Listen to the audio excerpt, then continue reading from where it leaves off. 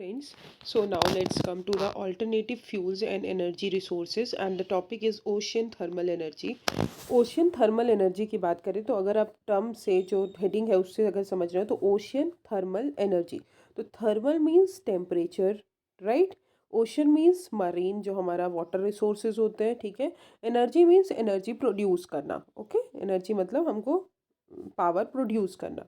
तो अभी ये न्यूज़ में इसलिए है कि national institute of ocean technology जो कि ऑटोनोमस बॉडी है हमारी मिनिस्ट्री ऑफ अर्थ साइंसेस की, उन्होंने इंडिया का पहला ocean thermal energy conversion plant जो है इस्टेब्लिश किया है।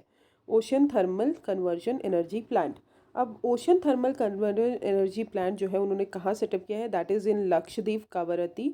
और ये जो है वो पावर करेगा low temperature thermal desalination based desalination plant जो सी वाटर को कन्वर्ट करेगा पोर्टेबल वाटर में। डिसैलिनाइजेशन का मतलब होता है जो हमारा सॉल्ट होता है, सॉल्ट कंटेंट होता है, उसको डिसैलिनाइज मतलब सॉल्ट वहाँ से निकालना, सोडियम सॉल्ट, ठीक है। इंडिया ने प्लान किया कि वो सेटअप करेंगे OTEC तमिलनाडु कोस्ट में, बट पहले प्लान किया था बट उन्होंने उसके बाद तमिलनाडु कोस्ट में नहीं सेटअप किया। उन्होंने बोला कि हम लक्षद्वीप में सेटअप करेंगे। अब ओशियन थर्मल एनर्जी कन्वर्जन की अगर बात करें तो सिर्फ इतना याद रखिए कि जो टेम्परेचर डिफरेंस होता है सरफेस वाटर और डीप वाटर के बीच में, उस डिफरेंस को लेकर हमको ओशन थर्मल एनर्जी क्रिएट करना है, ठीक है। तो प्रोसेस जहाँ पे हम एनर्जी कैसे क्रिएट करते हैं, टेम्परेचर डिफरेंस देख के ओशन सरफेस वाटर में और डीप वाटर में। तो आपको पता है सरफेस वाटर में जो हमारा टेम्परेचर होता है वो हाई होता है, बिकॉज ऑब्वियसली क्योंकि वही लेयर जो है वो फोटिक जोन होती है जहाँ पे लेयर जो है वो हमारे जो वो सनलाइट है उसको एब्जॉर्ब करती है। नीचे का डीप वाटर अगर बात करें तो वो कोल्ड होता है। तो ऑब्वियसली जहाँ पे हाई टेम्परेचर और लो टेम्परेचर हो गया तो वही टेम्परेचर डिफरेंस को लेकर हम एनर्जी को प्रोड्यूस करते हैं। ट्रॉपिकल रीजन्स में बात करें तो सरफेस वाटर सन की एनर्जी से हीट होता है जो कि वार्मर होता है डीप वाटर से। टेम्परेचर डिफरेंस जो होता है उसी को यूज़ करके हम इलेक्ट्रिसिटी प्रोड्यूस करेंगे और डिसैलिनेट करेंगे ओशन वाटर को। इंडिया का पोटेंशियल की अगर बात करें तो 180,000 मेगावाट इंडिया का पोटेंशियल है कि इंडिया क्रिएट कर सकते हैं। अब एडवांटेज जो है ओशन एनर्जी का यही है, ओशन थर्मल एनर्जी का। तो इंडिया जो है जोग्राफिकली अगर बात करें तो तीनों साइड जो है उसके हमारा ओशंस है और हम वहाँ से क्लीन सोर्स ऑफ एनर्जी जो है कॉन्स्टेंटली क्रिएट कर सकते हैं, ठीक है। और अगर बात करें तो अदर चैलेंजेस क्या हैं OTC में, हाई अपफ्रंट कैपिटल कॉस्ट है, ठीक है। इनिशियली आपको बहुत कॉस्ट लगता है, कमर्शलाइजेशन बहुत मुश्किल है। पोटेंशियल इम्पैक्ट हो सकता है मरीन ऑर्गेनिजम्स, ठीक है, बिकॉज कूलर वाटर जो भी हमारा डेंसर वाटर है वो हमारा डिस्चार्ज होगा तो मरीन लाइफ्स जो है वो ख़त्म हो सकती हैं। तो these are the challenges. Other forms of ocean based energy की बात करें तो वेव एनर्जी भी एक फॉर्म होता है। वेव एनर्जी तब जनरेट किया जाता है जो हमारी वेव्स मूव करती हैं, ठीक है। एक डिवाइस हम जो वेव एनर्जी प्रोड्यूस करने के लिए डिवाइस को हम क्या करेंगे, ओशियन के सरफेस पे रखेंगे और वो फ्लोट होगा और जो भी वेव्स जनरेट होंगी उसके हिसाब से हम वेव एनर्जी जनरेट करेंगे, ठीक है। फिर current energy generally kinetic energy जो होते हैं सबमर्ज टर्बाइंस होते हैं ओशंस में, उनसे काइनेटिक एनर्जी जो क्रिएट होती है, उससे जो एनर्जी क्रिएट होती है उसको करंट एनर्जी बोलते हैं। टाइडल एनर्जी लो टाइड और हाई टाइड के बीच में डिफरेंस जो होता है, पोटेंशियल एनर्जी जो भी डिफरेंस होता है उसको मेजर करके हम टाइडल एनर्जी क्रिएट करते हैं। अब व्हाट इज सिंधुजा वन, ये एक ओशन वेव का एनर्जी कन्वर्टर है जिसको IIT मद्रास ने डेवलप किया है। इसमें एक फ्लोटिंग बॉय है जो फ्लोट करता रहता है वाटर में, एक स्पार है और एक इलेक्ट्रिक मॉड्यूल है। अब जो इलेक्ट्रिक मॉड्यूल है वो इलेक्ट्रिसिटी जनरेट करता है जो भी हमारे फ्लोटिंग बॉय का रिलेटिव मोशन होता है उसके थ्रू, ठीक है। और ये हेल्प करता है, ये हेल्प किस में करेगा, इंडिया की डिमांड्स को मीट करने में जो भी हमारे आइलैंड्स नेशन है उनमें। और sea water store tidal wave ocean thermal energy. और एडवांटेज की बात करें तो यहाँ पे कोई पॉल्यूशन नहीं होता, renewable source of energy, higher available energy densities है। डिसएडवांटेज की बात करें तो हाई इनिशियल कॉस्ट है, मरीन लाइफ को थ्रेट हो सकता है, नेविगेशंस वगैरह प्रॉब्लम हो सकती है। तो this is all about Sindhuja one. Next is coal gasification. Coal gasification की अगर बात करें तो यूनियन गवर्नमेंट ने अभी अलाउ किया है कि वो 50% रेवेन्यू कंसेशन देंगे जो भी कोल गैसिफिकेशन प्रोजेक्ट्स में इन्वॉल्व हैं। तो कोल गैसिफिकेशन की अगर बात करें तो कोल गैसिफिकेशन का मतलब वही होता है कि हमारे जो हम कोल बनाते हैं उसको हम कन्वर्ट करें सिन गैस में। अब सिन गैस क्या होता है, ये बहुत इंपॉर्टेंट है बिकॉज ये प्रीलिम्स में पूछा जा सकता है। तो carbon monoxide, hydrogen and carbon dioxide, these are the three elements जो हैं हमारे सिन गैस में, कंपाउंड्स जो है सिन गैस में आते हैं। सिंपल कोल को किस में कन्वर्ट करना, सिन गैस में कन्वर्ट करना, जो कि मिक्सचर है हाइड्रोजन का, कार्बन मोनोऑक्साइड का एंड कार्बन डाइऑक्साइड का। अब इसमें दो प्रोसेस है, in situ process, ex situ process, which is not necessary for the exam. In gasification process अगर बात करें तो सल्फर जो भी कोल में प्रेजेंट होता है वो कन्वर्ट करेंगे हाइड्रोजन सल्फाइड में, और माइनर जो अमाउंट्स है कार्बोनिल सल्फाइड में। अब सल्फर जो कंपाउंड है वो इजीली और इकोनॉमिकली रिमूव किया जाता है एसिड को यूज़ करके इन गैस रिमूवल सिस्टम। ठीक है। अब कोल गैसिफिकेशन के अभी हमने बताया कि 50% रेवेन्यू जो है कंसेशन देंगे। तो कंसेशन जो है 50% रेवेन्यू का देंगे। वो कब अवेल किया जाएगा, जो भी हमारे बिडर है, जो भी हमारे कोल प्रोड्यूस कर रहे हैं, या तो अब भले अपने प्लांट में कर रहे हो, सब्सिडरी में कर रहे हो, कहीं भी, और वो कोल गैसिफिकेशन प्रोसेस में इन्वॉल्व है, लिक्विफिकेशन प्रोसेस में इन्वॉल्व है, सेल कर रहे हैं coal for coal gasification and liquefaction, तो उनको सबको 50% कंसेशन मिलेगा। अब इसमें सब्जेक्ट ऑफ कंडीशन भी है कि एटलीस्ट 10% जो शेड्यूल कोल प्रोडक्शन है as per the mining plan, वो आपको कंज्यूम करना पड़ेगा और सेल करना पड़ेगा फॉर गैसिफिकेशन और लिक्विफिकेशन। मतलब आप जितना भी कोल प्रोड्यूस कर रहे हो, जो भी कर रहे हो, बट आपको एटलीस्ट 10% जो है गैसिफिकेशन और लिक्विफिकेशन के लिए कोल सेल करना पड़ेगा।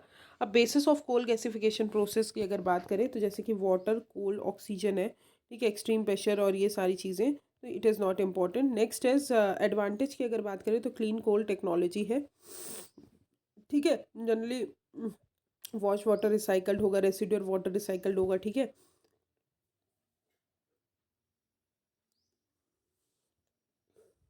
और कोल जो है हम यूज़ कर सकते हैं नंबर ऑफ प्रोडक्ट्स के लिए यूजिंग क्लीन टेक्नोलॉजीज। ठीक है, this is all about advantages. अब यहाँ पे अगर बात करें टाइप्स ऑफ गैसीफायर्स की, which is not so important. Fixed bed gasifiers की बात करें तो इसमें जो है सॉलिड फ्लो होता है, इंडिपेंडेंट फ्लो ऑफ गैसेस में। इसमें मिनिमल प्री ट्रीटमेंट रिक्वायर होता है कोल को फीड करने के लिए, बट थर्मल एफिशिएंसी की ज़्यादा ज़रूरत होती है। फ्लूइडाइज्ड बेड गैसीफायर्स, इसमें यूनिफॉर्म पार्टिकल को हम मिक्स करते हैं यूनिफॉर्म टेम्परेचर ग्रेडियंट पे विथ यूनिफॉर्म चार रिसाइकलिंग, लेस कैपिटल कॉस्ट होता है। एंट्रेंड फ्लो गैसीफायर्स की बात करें, इसमें एबिलिटी है कि हम किसी भी फीड को हैंडल करें, और सिन गैस जो भी ऑब्टेन होता है वो ऑयल और टार से फ्री रहता है। ठीक है। Next is related news. तो सेंटर ने अभी प्रिपेयर किया है national mission document to achieve million tons of coal gasification by 2030। तो मिनिस्ट्री ऑफ कोल आत्मनिर्भर भारत के अंदर नेशनल कोल गैसिफिकेशन मिशन जो है लेकर चले, और उन्होंने बोला है कि 100 मिलियन टन्स कोल गैसिफाई करना है हमको 2030 तक। नोडल ऑफिसर की बात करें तो जितनी भी कोल कंपनीज हैं वो एक नोडल ऑफिसर अपॉइंट करेंगे कि एक एक्शन प्लान बनाइए जिसमें से एटलीस्ट 10% जो कोल प्रोडक्शन है वो गैसिफाई कर पाए हम।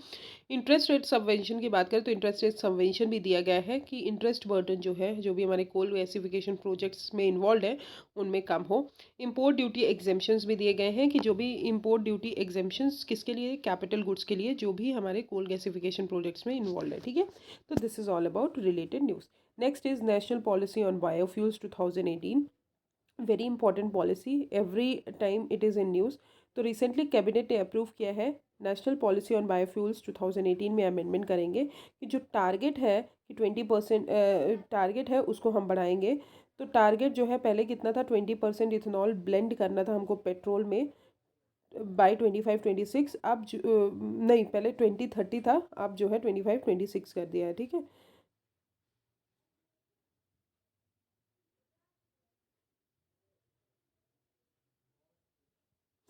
ओके, तो व्हाट इज़ बायोफ्यूल्स। बायोफ्यूल्स वो फ्यूल्स होते हैं, वो फ्यूल्स हम जनरेट करना जो हम एग्रीकल्चरल वेस्ट, एग्रीकल्चरल प्रोड्यूस, किसी भी ऑर्गेनिक मटेरियल से हम डेवलप करें तो उनको हम बोलते हैं बायोफ्यूल्स। अब ये जो है जनरली फीड स्टॉक पे बेस्ड होते हैं जो कि प्रोड्यूस करते हैं बायोफ्यूल, और ये चार के जनरेशन में कैटेगराइज्ड हैं।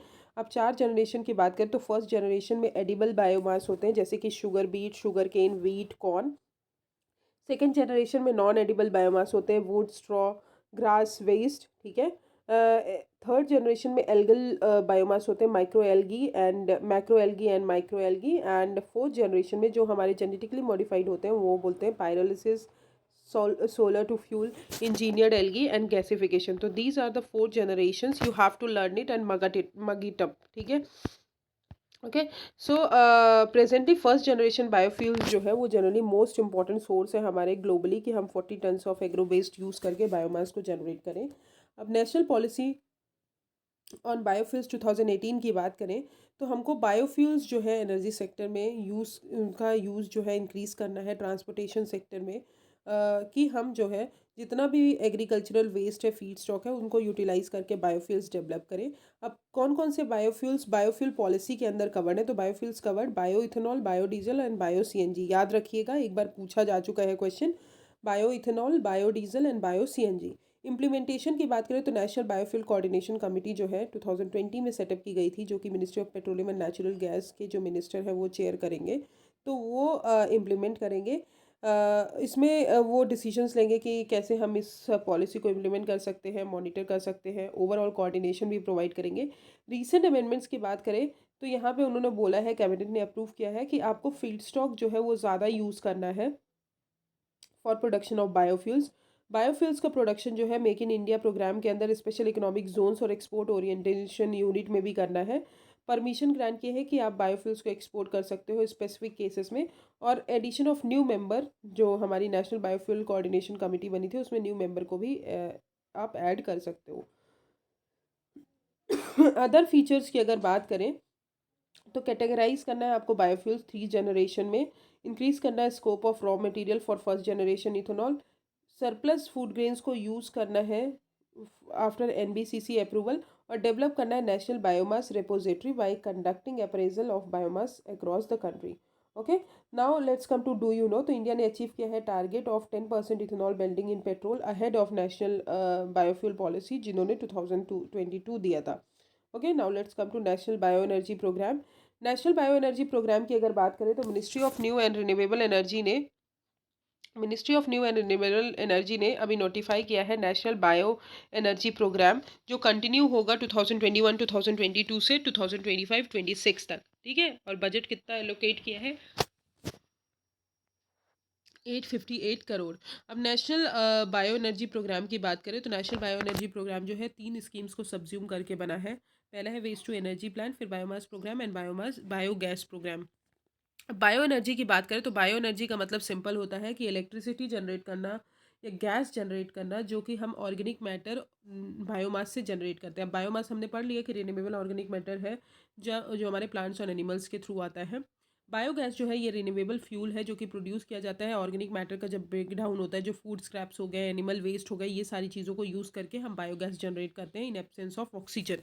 बायोगैस में mostly two two two component होते हैं, methane and carbon monoxide, carbon dioxide. ठीक है, तो carbon CH, methane and carbon dioxide. Next come to the scheme which subsume under national bio energy project program. तो first is waste to energy program. अब waste to energy programme की simple मतलब है कि हमको वेस्ट टू एनर्जी प्लांट को setup करना है, जो भी वेस्ट है उसको एनर्जी में कन्वर्ट करना है, जैसे कि biogas, CNG, bio power plants ये सेटअप करने हैं।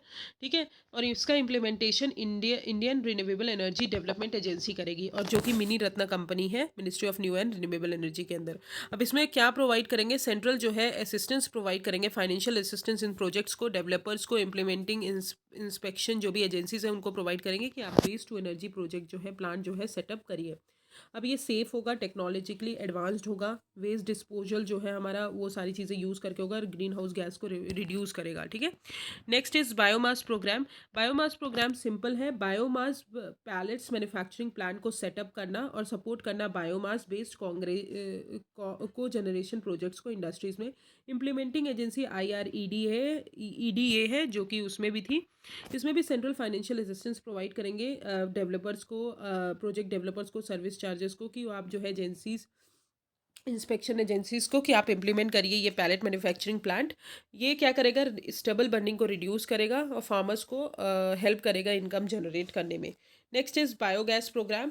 बायोगैस प्रोग्राम का सिंपल मतलब है कि हमको बायोगैस प्लांट सेटअप करना है for small power needs of users, जो यूजर्स हैं उनके स्मॉल, जो कम पावर की ज़रूरत है उनके लिए। Programme implementing agency of state and union territories. Implement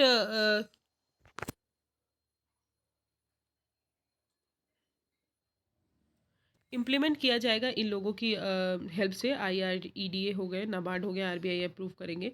ये जो है स्मॉल और मीडियम बायोगैस प्लांट जो है उनको सेटअप करने के लिए बनाया गया है और ग्रीन हाउस गैस रिमूव करेंगे, एम्प्लॉयमेंट जनरेट करेंगे। तो these are the points which are, आपको पता है कि एडवांटेजेस ये हो सकते हैं। तो these are the schemes which are subsumed under national bio energy program.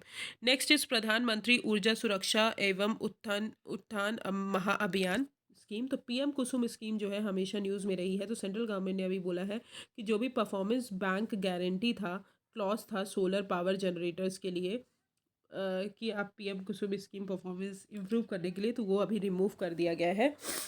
अब पीएम कुसुम स्कीम का जो इम्पोर्टेंट पॉइंट्स है वो आपको याद करने की ज़रूरत है, विच इज़ ये किस स्कीम के किस मिनिस्ट्री के अंदर आती है। तो ये 2019 में लॉन्च हुई थी, ministry of new and renewable energy के अंदर आती है। स्टेट नोडल एजेंसीज हैं जो ministry of new and renewable energy की, वो कोऑर्डिनेट करेंगी स्टेट और डिस्कम्स के साथ, फार्मर्स के साथ, कि वो इम्प्लीमेंट करें पीएम कुसुम स्कीम। एम इसका यही है कि एनर्जी सिक्योरिटी जो है फार्मर्स के लिए बढ़ाना है by harvesting solar energy and increase करना है इंस्टॉल कैपेसिटी इलेक्ट्रिक पावर का from non fossil fuel based renewable energy based पे by 240% by 2030 as per INDC target. ठीक है, तो ये हमारे कुछ टारगेट्स हैं। नाउ पीएम कुसुम स्कीम के 3 कंपोनेंट होते हैं। पहला कंपोनेंट है decentralisation, ground mount grid connected renewable plants को सेटअप करना है। फिर कंपोनेंट बी है stand alone solar powered agriculture pumps को सेटअप करना है फार्मर्स के लिए। कंपोनेंट सी है सोलराइजेशन जो है एग्रीकल्चर का, उसको करना है कि हम जो है सोलर एनर्जी यूज़ करके जो है हमारे फार्मर्स है वो सोलर एनर्जी यूज़ करें।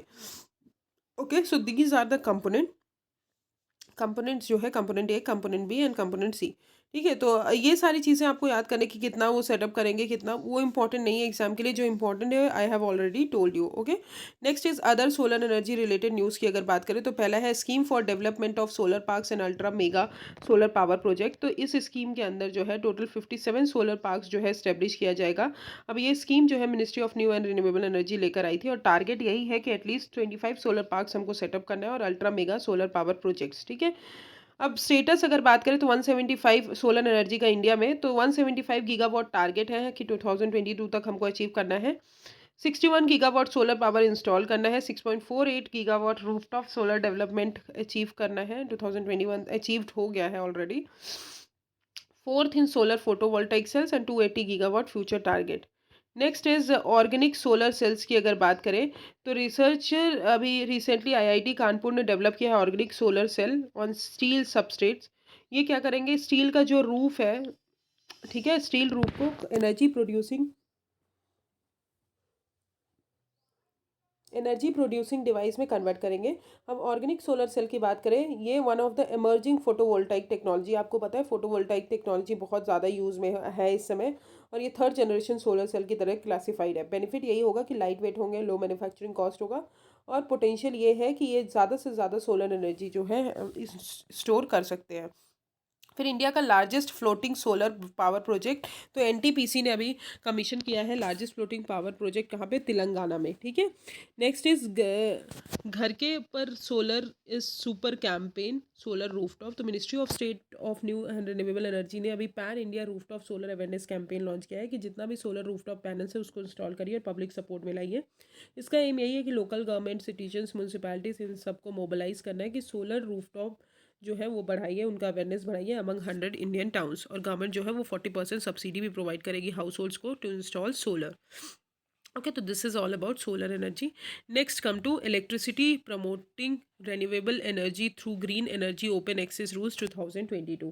तो मिनिस्ट्री ऑफ पावर ने अभी electricity promoting renewable energy through green energy open access rules 2022। अब की हाईलाइट रूल्स के सिंपल है कि कंज्यूमर्स जो हैं वो ग्रीन पावर, डिस्कम्स जो हैं, आपको पता है डिस्कम्स वो हमारे एनर्जी मतलब हमारी इलेक्ट्रिसिटी जनरेट करते हैं। अब कंज्यूमर्स जो है, अब इसमें ये बोल दिया गया है इन रूल्स के अंदर, रूल्स में पहले कंज्यूमर्स ग्रीन पावर नहीं ले सकते थे डिस्कम से, बट अब कंज्यूमर्स जो हैं अपनी जो भी डिस्कम्स हैं उनसे आप ग्रीन पावर की सप्लाई डिमांड कर सकते हो। ठीक है, कि आप मुझे ग्रीन पावर प्रोवाइड करिए। कमर्शियल और इंडस्ट्रियल कंज्यूमर्स हैं वो ग्रीन पावर परचेज भी कर सकते हैं वॉलंटरी बेसिस पे।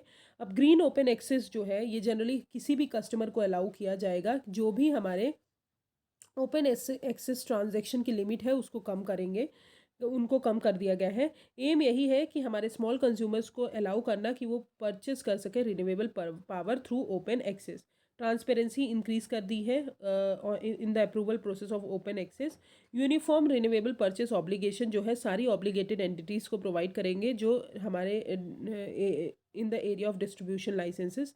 ग्रीन सर्टिफिकेट जो है कंज्यूमर को प्रोवाइड किया जाएगा अगर वो ग्रीन पावर जो है कंज्यूम कर रहे हैं, और क्रॉस सब्सिडी सरचार्ज और एडिशनल सरचार्ज जो है वो एप्लीकेबल नहीं होगा। अब सरचार्ज क्या होता है आप मुझे कमेंट सेक्शन में बताएंगे। मैं इकोनॉमी में सरचार्ज 100% कवर करूंगी, बिकॉज सरचार्ज क्या होता है, टैक्स ऑन टैक्स होता है। अब ये सरचार्ज किस पे लगता है किस पे नहीं लगता ये आप मुझे कमेंट सेक्शन में बताएंगे, ठीक है।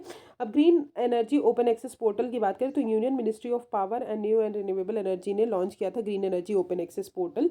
पोर्टल का यही है कि कंज्यूमर्स को अलाउ करना कि वो ग्रीन पावर को कंज्यूम करें, एक्सेस करें easily through transparent and streamline process.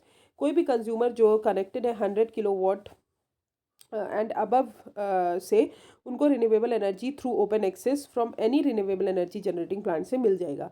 Open access मतलब ये है कि non discriminatory access to electricity transmission and distribution, मतलब आपको आपके मतलब डिस्क्रिमिनेट नहीं कर रहे हैं, ठीक है। This is all about green energy open access portal. Next is alternative energy sources की बात करें तो सबसे इंपॉर्टेंट है coal bed methane. Ministry of coal ने अभी पॉलिसी रिलीज़ की है, पॉलिसी गाइडलाइंस कि आप कोल बेड डी कोल्ड लैंड को जो है, जो भी डी कोल्ड लैंड है जहाँ पे आप कोल जनरेट नहीं करते हो वहाँ पे आप थर्मल और renewable energy power plant setup करिए, coal bed methane extraction unit या फिर कोल टू केमिकल प्लांट्स। अब कोल बेड मीथेन की अगर बात करें तो ये एक अनकन्वेंशनल फॉर्म है नेचुरल गैस का, जहाँ जो कि हमारे कोल डिपॉजिट्स कोल सीम्स वहाँ पे फॉर्म होता है during the process of coalification transformation of plant material into coal. तो जब भी कोल और मीथेन जो है कन्वर्जन प्रोसेस होता है तो वहाँ पे कोल जो है सेचुरेटेड होता है वाटर के साथ और मीथेन जो है ट्रैप किया जाता है within the coal. This result in coal bed methane. Uses यही है पावर जनरेशन के लिए, C N G auto fuel, industrial uses के लिए भी। Ministry of petroleum and natural gas ने अभी कोल बेड मीथेन पॉलिसी लाई है under oil fields 1948 and petroleum natural gas rules 1959 to harness potential of coal bed methane. Next is geothermal energy. Geothermal energy is very important because geothermal energy अभी हमने बोला ocean thermal energy important. Geothermal energy मतलब अर्थ से जो हम अर्थ के temperature से जो हम मतलब जो भी अर्थ का टेम्परेचर होता है उससे हम एनर्जी जनरेट करते हैं। तो ONGC ने अभी रिपोर्टेडली बोला है कि वो स्टार्ट करेंगे ड्रिलिंग अपने फर्स्ट जियोथर्मल एनर्जी का पूगा जो कि लद्दाख में इलेक्ट्रिसिटी जनरेट करेंगे। अब जियोथर्मल एनर्जी पावर प्लांट जो है वो हाइड्रोथर्मल रिसोर्सेज को यूज़ करेंगे जो वाटर और हीट दोनों को यूज़ करके बनाएंगे। हॉट वाटर और स्टीम जो है डीप अंडरग्राउंड से पाइप किया जाएगा, वहाँ से लाया जाएगा और उससे इलेक्ट्रिसिटी जनरेट की जाएगी। बेनिफिट यही है कि कार्बन फ्री होंगे, रिन्यूएबल होंगे। डिसएडवांटेज है कि लोकेशन स्पेसिफिक होंगे, ठीक है। सल्फर डाइऑक्साइड, हाइड्रोजन सल्फाइड ये सब एमिट हो सकता है और कॉस्ट भी हाई होता है। Okay, next is biomass co firing. तो गवर्नमेंट ने अभी लॉन्च किया है Samarth mission which is national mission on use of biomass in coal based thermal power plants. तो को फायरिंग बायोमास जो है वो बर्निंग बायोमास को कोल फायर पावर प्लांट में मतलब जो भी को फायरिंग बायोमास होते हैं कंसिस्ट ऑफ बर्निंग बायोमास, उसमें बर्निंग बायोमास होता है कोल फायर पावर प्लांट में along with the coal. 3 different concept है को फायरिंग के, direct co firing, indirect and parallel co firing.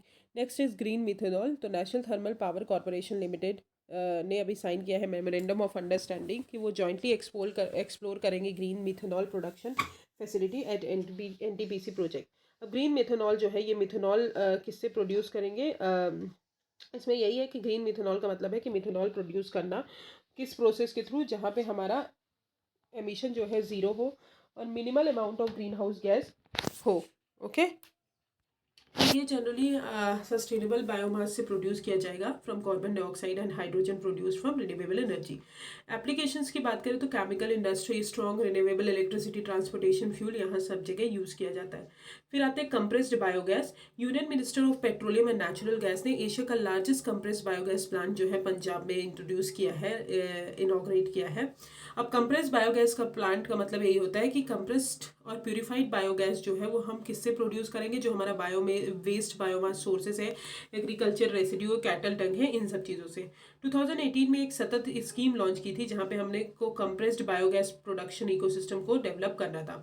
Benefit की बात करें तो स्टबल बर्निंग की जो प्रॉब्लम है उसको रिड्यूस करेंगे, कार्बन डाइऑक्साइड एमिशंस रिड्यूस करेंगे, जनरेट करेंगे एम्प्लॉयमेंट। फिर आते हैं वर्ल्ड का पहला कंप्रेस्ड नेचुरल गैस टर्मिनल जो है अभी गुजरात में ओपन किया है। तो वर्ल्ड का पहला कंप्रेस्ड नेचुरल गैस टर्मिनल कहाँ पे, गुजरात में। एक्सपेक्टेड है कि ऑपरेशनल हो जाएगा 2026 में, और public private partnership approach use करके बनाया है।